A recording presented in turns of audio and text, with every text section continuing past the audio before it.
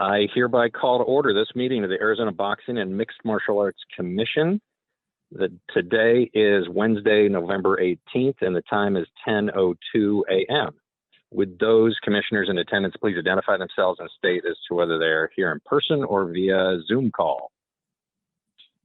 This is Joe Pennington. I'm participating via Zoom call. And I am Scott Fletcher. I too am participating via Zoom call. Item B, our new business. B1 is the BKFC information. Mr. Fletcher, there's a update to the agenda. That's the old agenda. The first item should be B1, okay, which is an old business that was sent out this morning. And it's up on the, oh, you don't have your screen, do you? It's up on the screen right now. Oh, I'm sorry. Okay. So I'm sorry. Old business is our first item of business. Is that correct? Yeah, it's B1, and it is the summary of Iron Boy Boxing Promotions private event held on October 29th, 2020. Okay, my apologies. Please, Mr. Manassis, will you speak to that, please? Sure.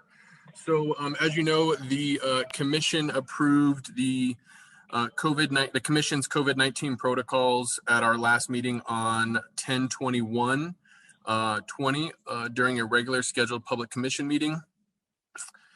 They also approved the Iron Boy Boxing private event, which was scheduled for 10/29. Just a summary of that. Carlo has uploaded some pictures for you to see. If you're able to view, this is the outside of the venue. This is the inside of the venue showing the open space prior to, or during setup.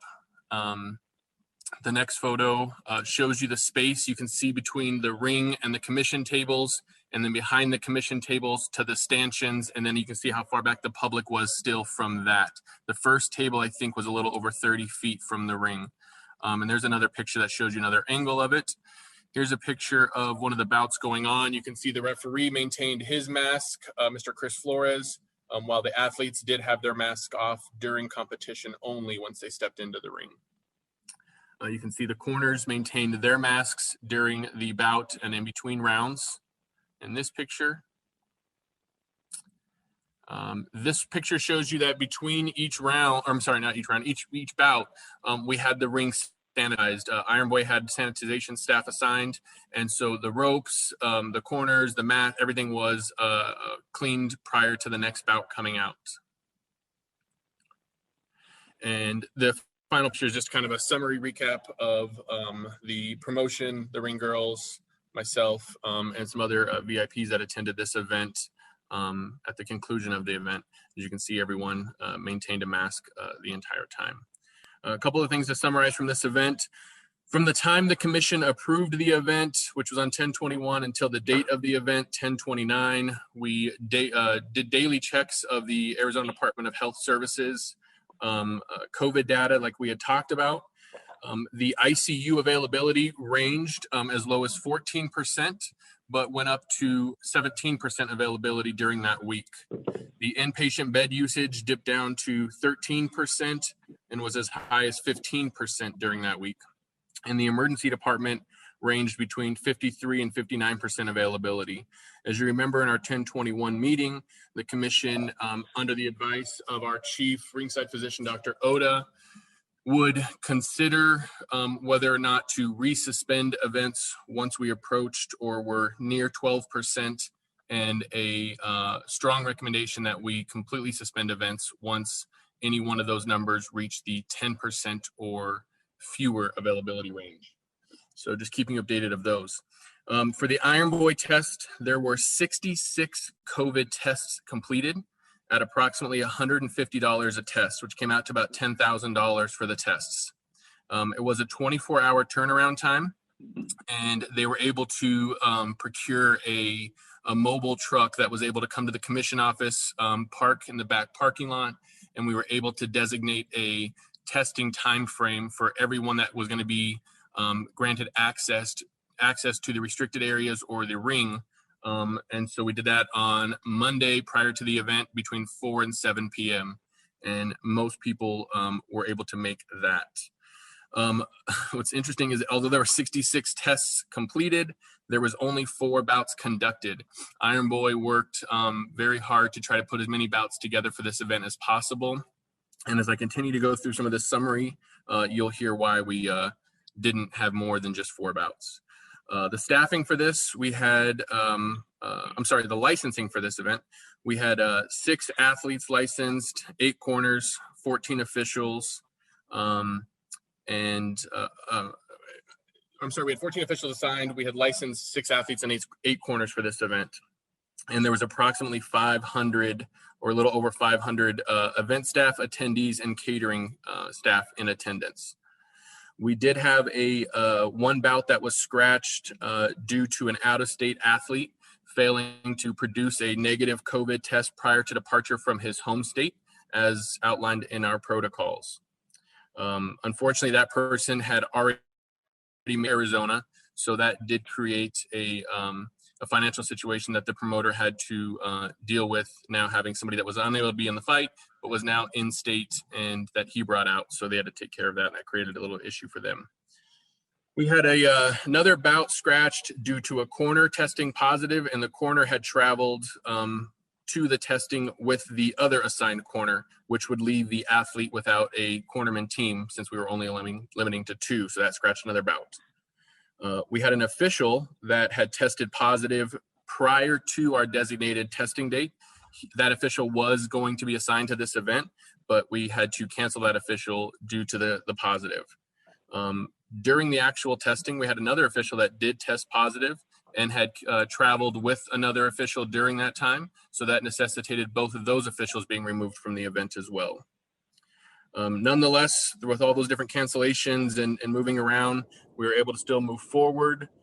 We went into the event thinking we were probably going to have closer to 6 to 5 bouts, and about the day before, with different cancellations and different issues, we were down to 4. The commission conducted a 7-day and a 14-day follow-up with all of our officials, and no symptoms were reported by any officials with the commission for those 2 follow-up periods.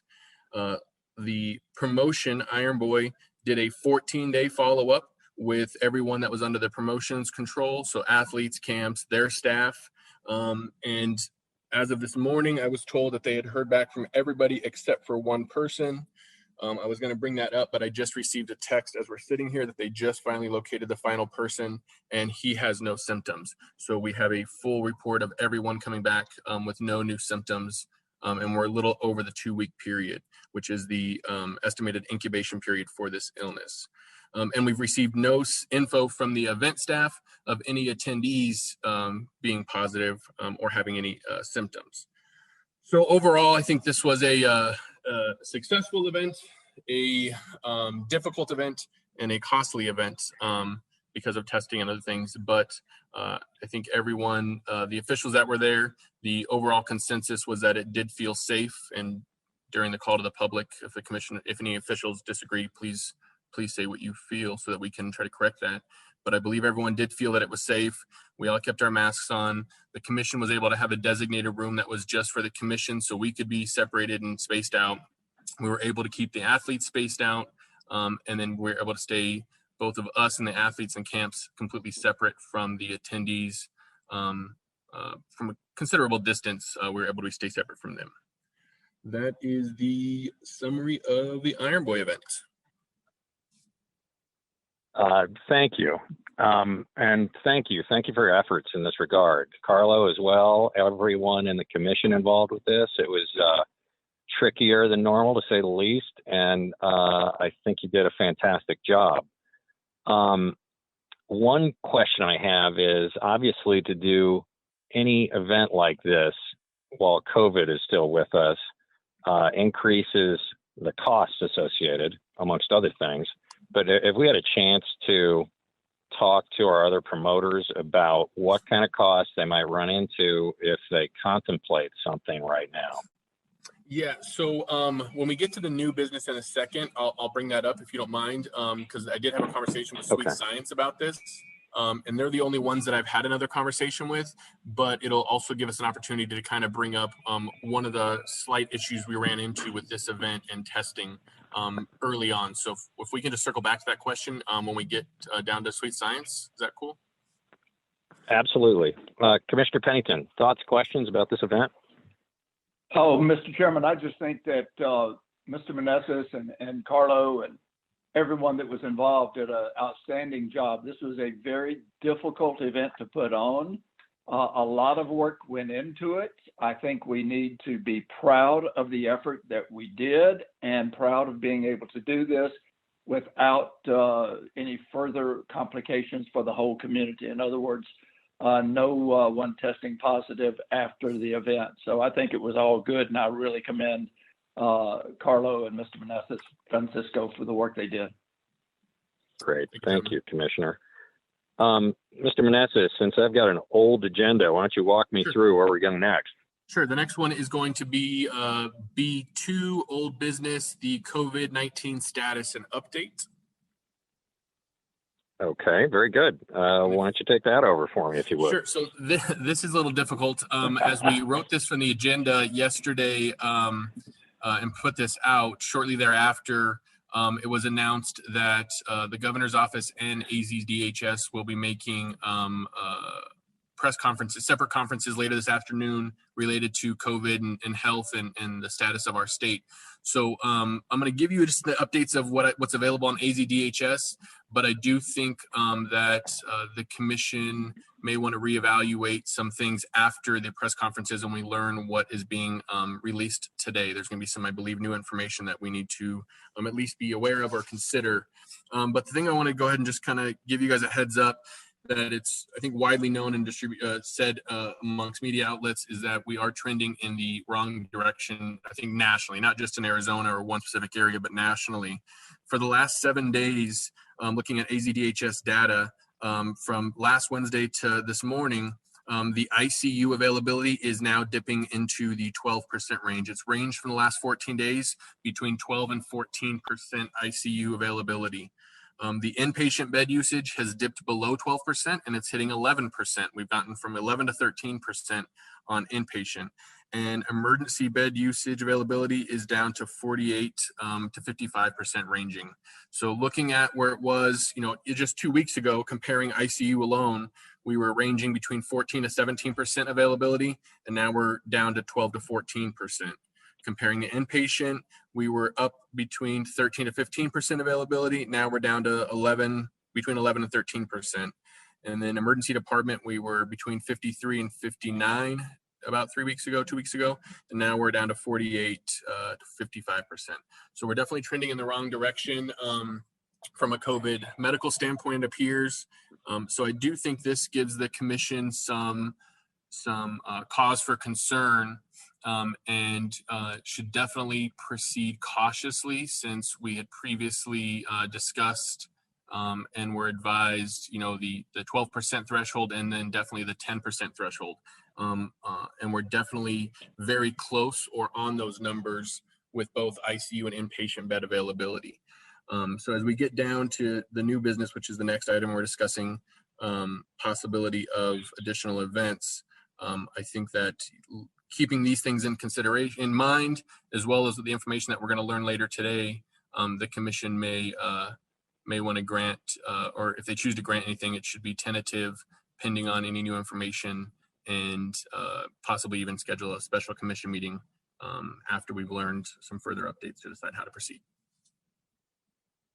Sure. Thank you, Mr. Meneses. Commissioner Pennington, any thoughts about this? No, Mr. Chairman, not really. We all know that we're not in the right direction right now with this COVID thing. So I think we just have to be very cautious and keep constantly monitoring it. And I really appreciate the work that Mr. Meneses has done to do that. Agreed. It's a moving target. There's some encouraging news vaccine-wise, but we're a long ways from getting there. So it's going to be exceedingly difficult to put events on going forward. But we are still open for business and we'll continue to at least talk about these things. Thank you, Mr. Meneses. Thank you, Commissioner. Mr. Meneses, we're going into new business now, it sounds like. Is it BKFC? Nope. We're still that got completely. Not quite. I'll read off the new please. Agenda, and then we'll make sure we send you another copy after this email, so that you definitely have a copy of this packet. But I'd like to definitely see the operational plan. But so the next item is C, new business, number 1. Sweet Science Boxing COVID-19 Operational Plan. Sweet Gotcha. Science, as you will see from number 2 in a second, has submitted an event request. And so prior to submitting their event request, they have submitted their operational plan for review and consideration. They did work with myself and Carlo to fix any concerns we had and make any updates.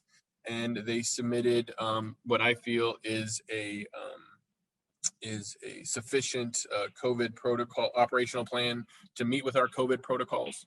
So once you are able to peruse that yourself, if you don't have any objections, I don't have any concerns with adopting their operational plan at this time. Thank you. Yeah, no, they have a very thorough operational plan. My concern is their financial plan, quite honestly. They're having no attendees to this event. What is their intent? Is it a pay-per-view event?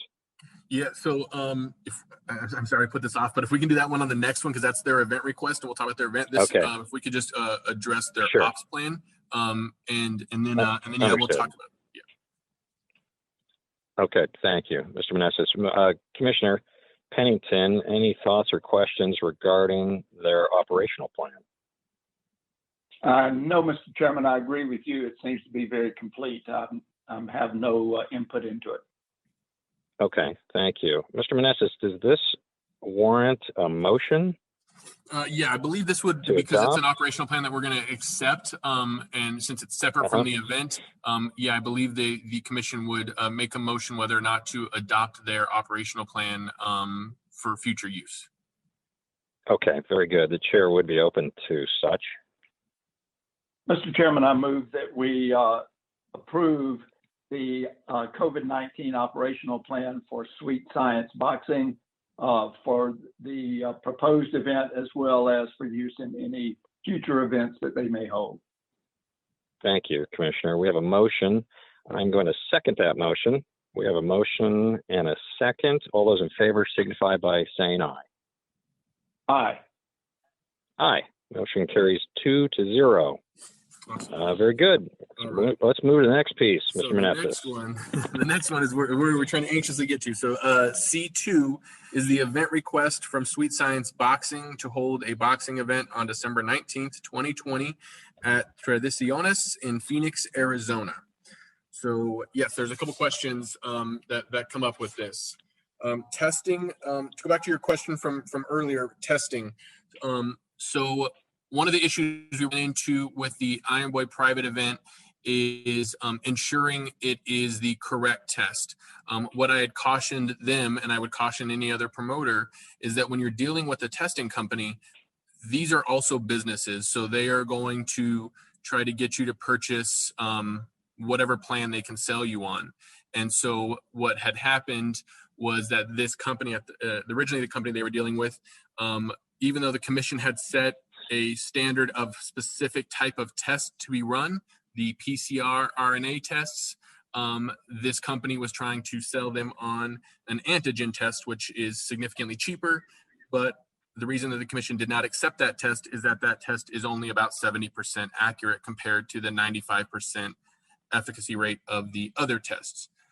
So that created a little bit of a delay and a little bit of confusion to make sure that we had the right test and that we were doing it, and that also doubled the cost from what they were planning on. So that is definitely one thing that we learned, and all promoters should, keep in mind, is that you want to make sure that you are getting the exact specific test, and there are only 2 that are acceptable that the commission adopted on our COVID protocols. That does create a huge cost issue, and I believe that Iron Boy was fortunate on this last event because it was a private event, that it was those kind of costs were absorbed by the event planner for this private event. So the promoter didn't have to be responsible for a lot of those costs, and that definitely significantly helped. In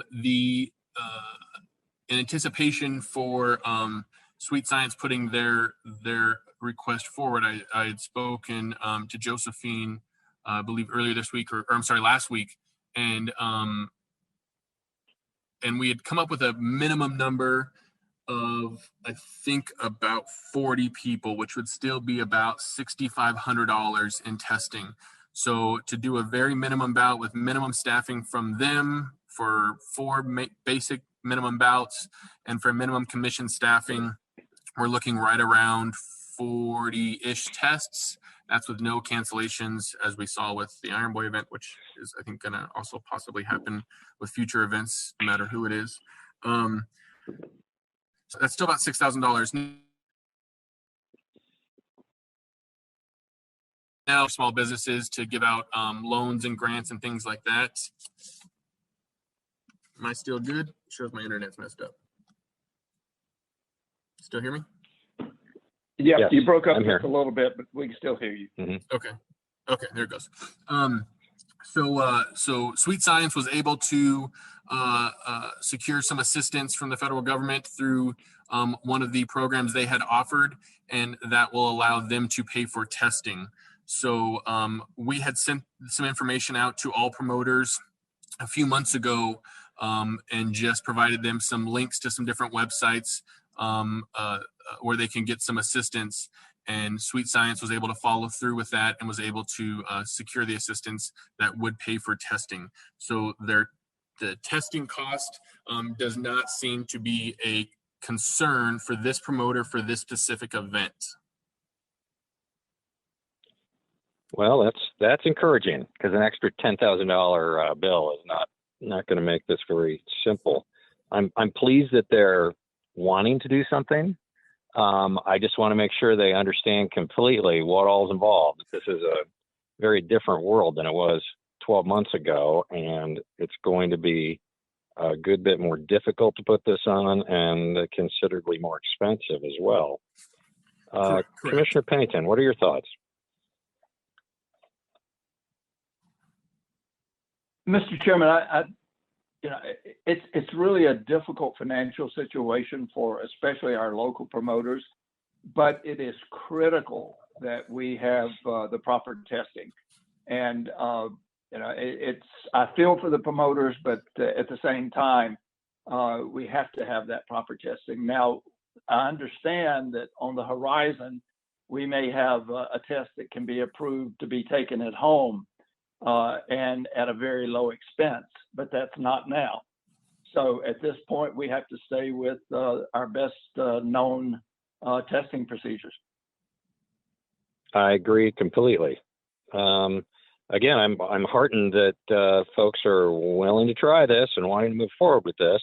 I know that our people will hold them to all of our guidelines and make sure that it's as safe an event as possible. The fact there's no one in attendance certainly helps. If I could just speak to a couple of things on this event. Please. Yeah. So they don't plan to have anyone in attendance.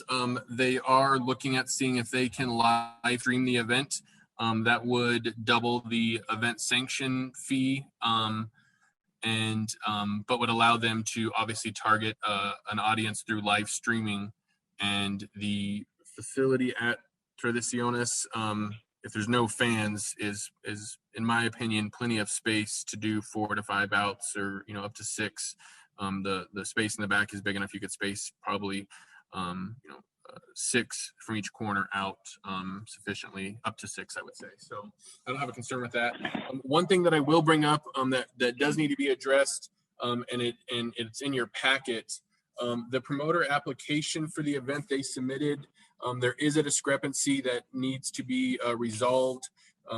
Sweet Science is listing 4 people having a financial interest in the event. However, their latest financials show that only 1 person has a financial investment or interest in the company. So that is differing from what they previously submitted. So I do believe the commission needs to address that, what is correct and who has a financial interest in this, because suddenly it went from only 1 person having a financial interest to now 4 people. And I'm not sure if we have Lucinda, who's the promoter of record, on the call. I believe her assistant, Miss Josephine, is or was on the call. Oh yeah, Josephine's on the call. Yes. So commissioners, if you have any questions. Yes, good morning, Josephine. I appreciate you joining us. Can you speak to the financial aspects of your group at this point? Have things changed? Nothing has changed. It's still the percentages. Francisco, I'm not too sure which portion you're talking about. We just listed everybody that is a part of the company, but maybe it means something different now. No, it shouldn't be anything different. So the promoter application at the bottom asks a specific question, list all persons having a financial interest in this event. And as we spoke before, you're required to list anyone that has greater than 10%. I'm sorry, over 10% according to the financial records that were submitted. So in the past, this had, come into question. We had talked about this. You had said that they did not meet that threshold, and so you did not submit them on their documents, but your newest document does. So this is the second time you've submitted other people on your document with having a financial interest, and it differs from the financial documents. So I think we just need to ascertain who truly has a financial interest in this company. Absolutely. Yes. Is there any way we can meet about that, or?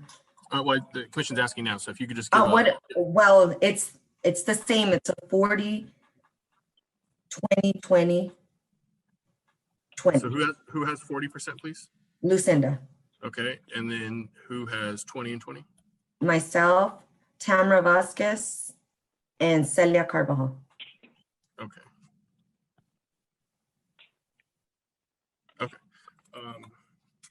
I think that identifies that. We'll just double check to ensure that meets all of our requirements. And if they have to update anything, I will make sure that we ask that they update their records.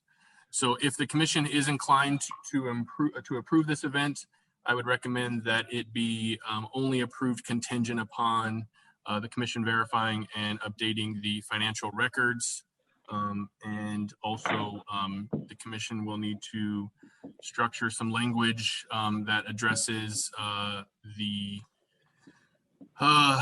guess, cautious optimism of moving forward given the COVID status and numbers. So it's, Mr. Pennington, you're pretty good at trying to make a stab at throwing these motions together. I'm not all that good, Mr. Meneses. Thank you, though. I appreciate that. I was trying to give you some. Yes. I'm sorry, fellas. Josephine, I just want to make sure that you are comfortable with our requirements, because they've changed somewhat since the last event we did. For example, 5 to 6 fights at most. Is that something you've already spoken to Francisco about? I just want to make sure you don't show up 2 days prior and start learning what kind of requirements we're looking for. I want to make sure you understand exactly how we hope to put this thing on. I do understand, and I've been in close contact with Francisco when we reviewed the operational plan. I understand safety first, and that's why we don't want any fans. And he was able to give us some links to all promoters in order to get some kind of financial relief or grants in order if your company was impacted by COVID. So we're okay with the testing, which is a huge priority. I hear it loud and clear from everybody here. Normally we've only had, I think we had up to 7 fights at our last show. That was very successful. Mm-hmm. But we're comfortable with 5 fights. Okay, great. I just want to make sure you're on board with what we've been doing. Fortunately, we just did one, and I think it went very well. I really like how we're handling this, and I have complete confidence in our ability to do this event as well. So I appreciate your thoughts. Commissioner Pennington, is there a motion by chance that you'd be interested in presenting? Mr. Chairman, I will take a stab. I move that the Arizona Boxing Mixed Martial Arts Commission grant an event request for Sweet Science Boxing to be held on December 19th at Tradiciones, provided that they clarify with Mr. Meneses and show on the records all of the the people with financial interest in the company, and also noting that due to the COVID surge, that we may have to cancel the event if the criteria as outlined by Mr. Meneses and in our COVID protocol, if the occupancy of the intensive care and hospital beds as well as emergencies are at a critical point, then the event would have to be canceled. Thank you, Commissioner. Mr. Meneses is right. That was a masterful motion, which I'm going to second. We have a motion and a second. All those in favor signify by saying aye. Aye. Aye. Motion carries 2-0. Congratulations. Much more to come. A lot of work on this is going to take place in the next 5 weeks or so, but looking forward to it, Justine. I hope you're well and looking forward to it. Thank you. And I just wish them a wonderful event. I hope it all goes very successful. Yes, thank you. Mr. Meneses, where to from here? Next up is D, call to the commission. Commission members or the executive director may introduce a summary of current events, ask questions, or make comments. Commission members or the executive director must be recognized by the chair. Very good, thank you. Commissioner Pennington, any thoughts? Mr. Chairman, I have no comments at this point. Okay, and I too am comment free at this point. Mr. Executive Director. One quick update. Unsanctioned events, let's quickly talk about those. Unsanctioned events has become a topic of concern amidst COVID. Obviously, there are people that are wanting to not only participate for their skill and for the athleticism, but also for due to financial impact. I think it's important that everyone just remember the stance this commission has taken to aggressively pursue individuals engaged in unlawful, unsanctioned events. It has successfully resulted in charges of other individuals, as well as any athletes that are competing in these events. If the commission learns about it, we stand by our previous statement that we will suspend those people. And due to the COVID pandemic, I would be inclined to also medically suspend them pending a negative COVID test, since they are not abiding by any medical standards when they attend an unsanctioned event.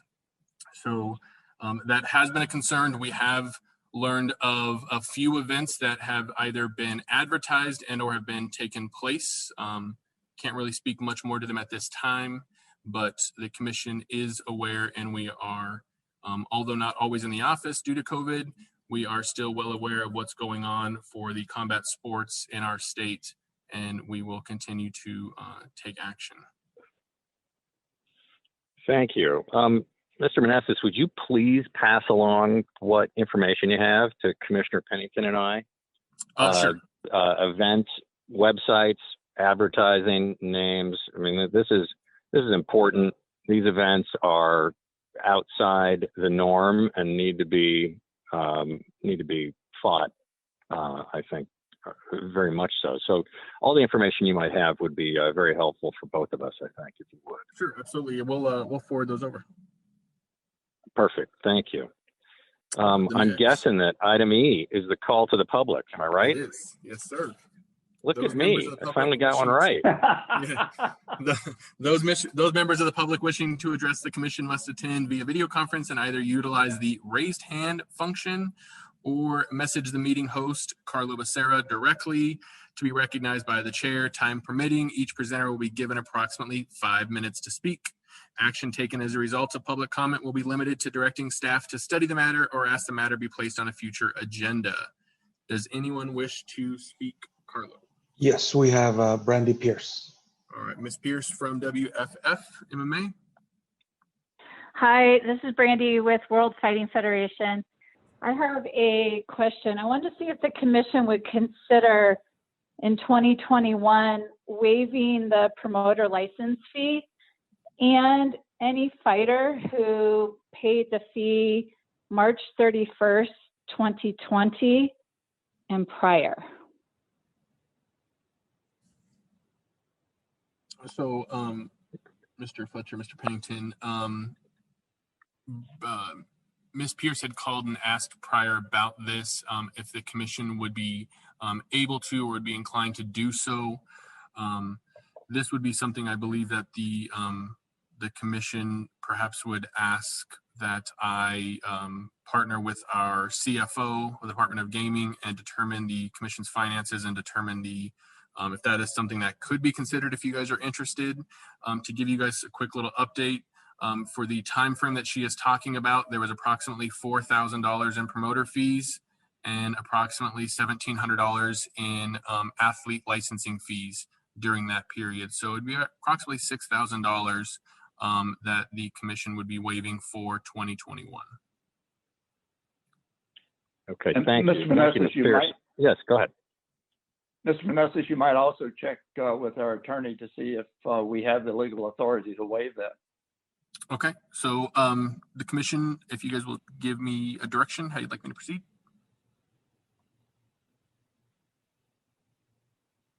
I'd like to discuss it. Yeah, I would like to see it yeah. on a future agenda item. Okay, perfect, thank you. So I will Please, follow yes, up if you would. Yeah, I'll Francisco, follow do up the and follow research. next. Perfect. Next meeting. Ms. Pierce, thank you. It's been Thank a you, difficult Alex. year for everybody. Yes, so I appreciate the consideration. Thank you. Okay. Carlo, Next, who else? next we have Jason Martinez. Go ahead, Jason Martinez from Rough MMA. Hello, welcome everybody. Thanks for letting me speak. First of all, Francisco, thank you for continuing to monitor the unsanctioned stuff. We really appreciate that, as we are all in a holding pattern and trying to play by the rules and be a good team. So I appreciate you monitoring all that for us. Really quickly, can you restate the 2 recommended tests that you have no issue with in terms of accuracy? Sure. So it's also on the COVID protocol that we had sent out, and it's on our Right. website, but it's the RT-PCR and the RNA test. That's the specific test name, is the RT-PCR, and RNA are the 2 tests. All right, thank you. Next question is, what was the lab that was used by Iron Boy, and do you feel that they did it justice and had a good process? I'm not sure if since it's I don't know. I don't know if I can get the business name out because it's a separate entity and I'm a government organization. I don't know if I'm directing to one company. So let me get back to you on that and make sure that I can not get in trouble for that. But it was a 24-hour turnaround time. And they used a CLIA certified lab. They partnered with, I believe, one of the major labs in the Valley, and were able to get everything back in just about 24 hours. Some things, for instance, one of the cancellations we had, they did a replacement the very next morning and were able to get the person COVID tested at 10 a.m. And we had that test result for that one the very next day, or the same day at 6 p.m. So that one we got back in about 8 hours. Was that a private lab, you said? That's the same company. Yeah, it's the same mobile company. They anyone that after the first day, anyone that wasn't able to make it due to any other issues that came up, they were willing to come back out or have them go meet to them. They were completely mobile in a like RV or something? Yeah, an RV. That's what I was trying to think of. Yeah. Okay. So if you are allowed to, you will share the name of that company? Yeah, let me just double check because it is a company and there's some requirements on giving that kind of stuff versus giving like a general list of companies that are acceptable. So let me just make sure. But if you have no problem, I'll definitely email that out.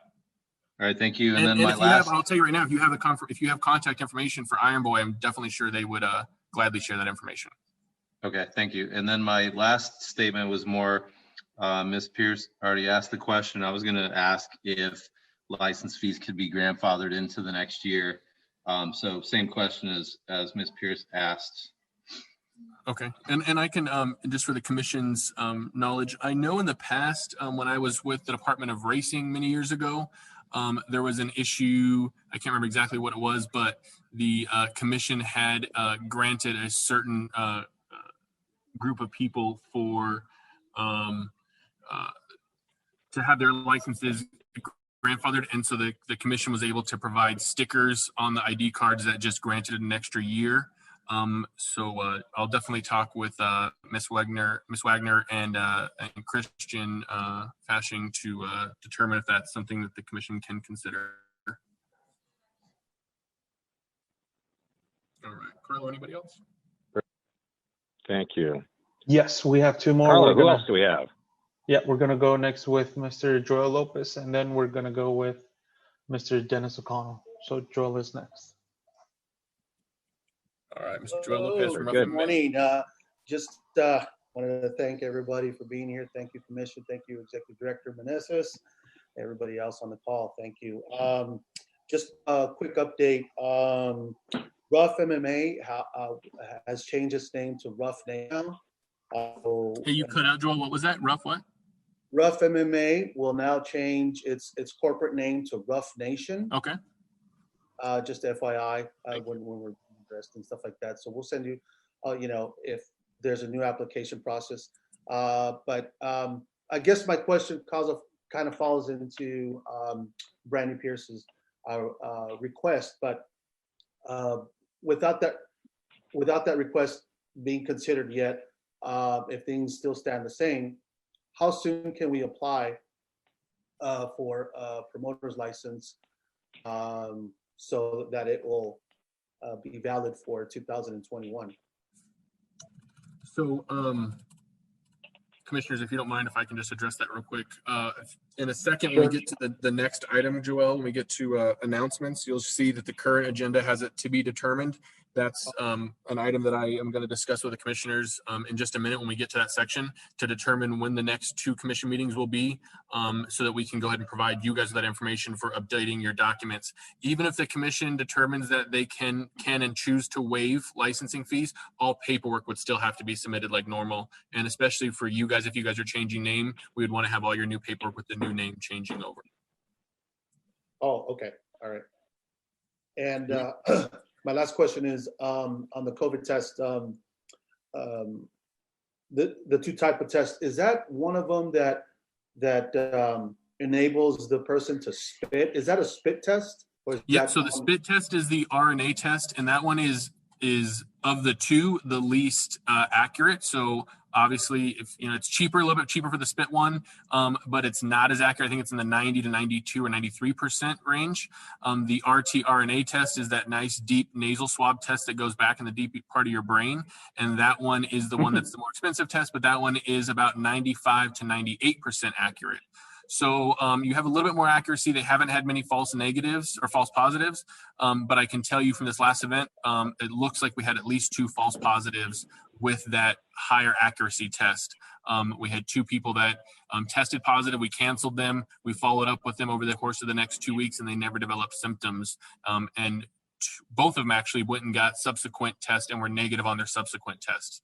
Unfortunately, it blocked them from the event still, but we do know there was 2 confirmed false positives, and I forgot to mention that earlier. Interesting. Okay. All right. Yeah, those are my only questions. All right. And Carla, who was last? Thank you, Mr. Lopez. We have Mr. Dennis O'Connell. Okay. Mr. Dennis O'Connell. Good morning. I just wanted just 2 comments. One, I join and applaud the Francisco and Carlo for their vigilance in these non-sanctioned events. Hold on, please. And then lastly, just want to remind folks that one of Arizona's finest athletes will be fighting tomorrow. Benson Henderson will be on the Bellator show. That's on CBS Sports. I just applaud our Arizona athletes when they have a chance. I think that show starts at 5. He's on the co-feature event. So if you get a chance, watch one of Arizona's athletes. Thank you very much for the time. Hey, Dennis, I really appreciate you bringing that up. I think that's a great idea. I wish we would have been doing that before. So going forward, I think that'll be something each commission meeting, if we know of any Arizona athletes competing on a televised program, I think we should at least acknowledge or call them out on the future commission meetings. So we'll amend the agenda to include that. I appreciate you bringing that'd that be up. great. I try to keep up on that. I mean, 2 weeks ago, female boxer Sulam. Oh. Yeah, she fought in California Yeah. for a championship against Marlon Esparza. She lost on a decision, but it was a good 8-rounder, and she lasted out. She just got signed. She was the one that got signed by Top Rank recently, right? Yes, I believe so. And her husband is a longtime Arizona trainer and coach, Andrew Soto. Yeah, Carlo, that's the one that's done the announcing, I believe, right? Yes, she's done it twice. For Sweet Science, yeah. Yes. Awesome. All right, Thank you, you Dennis. again. Thank you, Dennis. It's great to hear your voice. I hope you're well, and thanks for the update. I'm chomping at the bit that we get back to whatever the new normal is, but we're going to put some great events on next year and some interesting ones in the interim. But great to hear your voice. Thanks, Dennis. Thank you, Mr. Chairman, and hello, Commissioner Pennington. Glad all is well. So long. And Mr. McCollum, very good to hear from you, and thank you. All right, Carlo, anybody Real else? quick, Oh, also on that Bellator card, we have Sullivan Coley. He also fought for Rough. I believe he's a Rough champion. So he's also going to be on that Bellator card. I see Joel nodding his head, so yeah, I think so. Nice. Okay, cool. Thank you. Anyone else, Carlo, waiting to talk to us? Nope, that's it. All right, the next item is F, the announcement that the next regularly scheduled commission meeting will be to be determined and is subject to change. I left that blank so we can quickly discuss this. So with the commission tentatively approving Sweet Science on the 19th, I would recommend that the commission meeting, the next one, be on December 16th. That is 3 days prior to that planned event. And that way the commission can do a check-in to see where we are with COVID. We'll have an update as of what happens with today's press conference. And in 2 weeks, we'll also have an updated data of where the COVID numbers are. So if everyone is good with December 16th, I would like to keep that as the next regular scheduled commission meeting. That makes perfect sense. I'm good for that. Commissioner Pennington? I'm good for it. Okay, and so then that Okay, would have me recommend that we do a January commission meeting of January the 13th. That is the second Wednesday of January. And I would recommend actually that we wait for all new promoters to submit until January. I know in the past, like Joel and Brandy and Roberto have done it early, generally in December, and submitted it for next year. But because things are so rapidly changing, if we can on the December 16th, except for looking at where we're at data-wise and looking at the event and or approving any new events, that should be kind of limited to that agenda, and then we should do all of our renewals on the 13th. However, that doesn't mean that anyone planning to do an event sooner that needs to renew sooner, we could still schedule a special meeting if we need to. I'm fine with those dates. That makes sense to me. Commissioner? I am also. All right. Very good. That brings us to G, adjournment. Is there a motion for adjournment? Oh, Mr. Chairman, I think we'll just drag this out quite a bit longer. So, no, I move we adjourn. I second the motion. All those in favor signify by saying aye. Aye. Aye. Motion carries 2-0.